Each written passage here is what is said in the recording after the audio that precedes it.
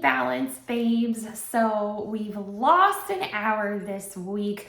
Ultimately, it's going to feel great because it's going to be lighter later in the day. That means the summer months, the warmer months, the breaks from work and breaks from school, all that stuff is coming up, which is great.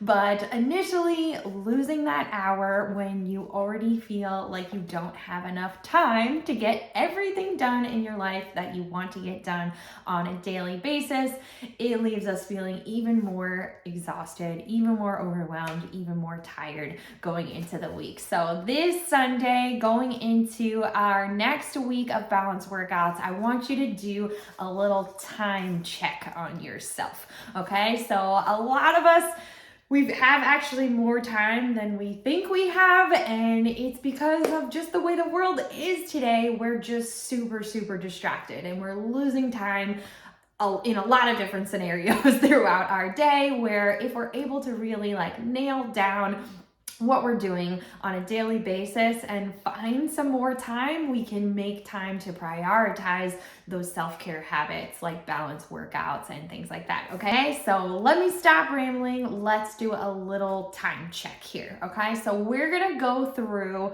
all of the things that you could possibly have to do in a single day. Okay, so I want you to do this for yourself. I've jotted down some things, and you're gonna have to add in or take out other things depending on your own personal life, okay? But we're gonna go through all the things that you need to do on a daily basis, and we're gonna figure out how much that time is gonna take, okay? So first thing, sleep, okay? We're gonna say 8 hours total, okay? And I know the majority of you out there are not actually even getting those 8 hours, but to just drive my point home here, we're gonna say that you are gonna need to sleep 8 hours per day, okay? So what else do we have on our plate that we need to do every single day? Next is work, okay? Let's say that is a typical 9 to 5, you work 8 hours per day.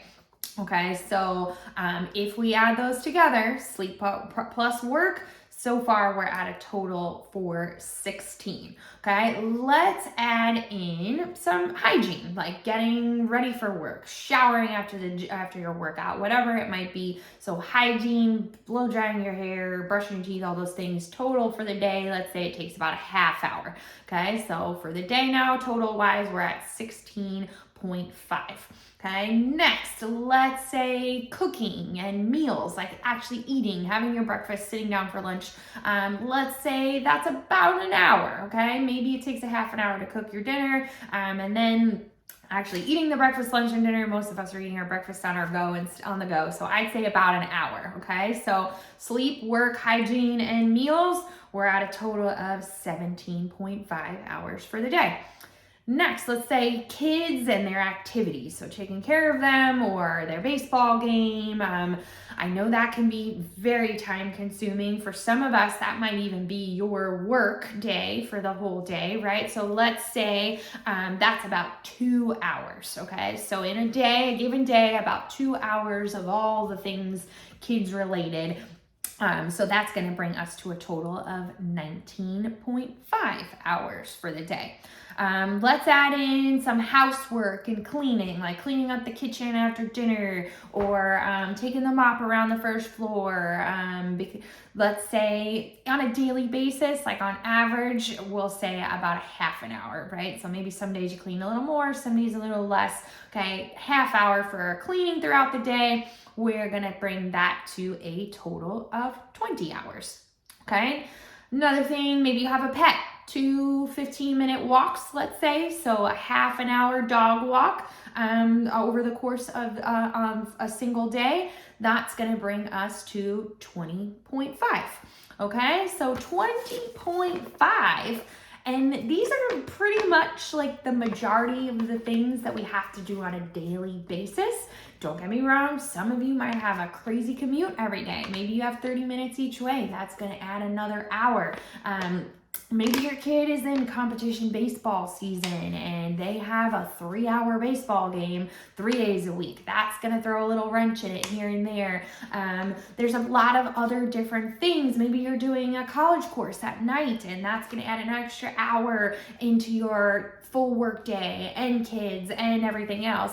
Okay, so you could see that everybody's schedule is a little bit different where other things might be added in, but you might also not have to do some of these things. Maybe you don't have a dog and you have that extra half an hour here. But typically when I do this exercise with any of my coaching clients, we always end up somewhere between the 19 and 21 hour mark. And what does that tell us?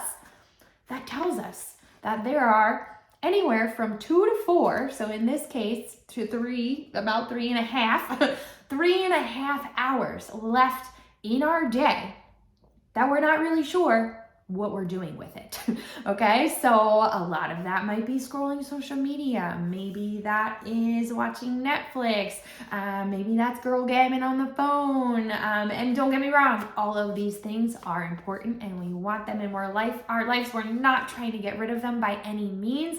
But when a day is crazy, like a typical Monday, when you only have 24 hours to get done everything you need to get done, it is so important to figure out where you are wasting your time, where you are getting distracted, where things are pulling at you and you're not staying focused on the things you have to do. Okay, so I'm challenging you guys this week to do a little time check on yourself. Go through this exercise, write down every single thing you need to do on a typical weekday, see how much time you have left over, and then try to figure out where is that time going and where can that time be better spent.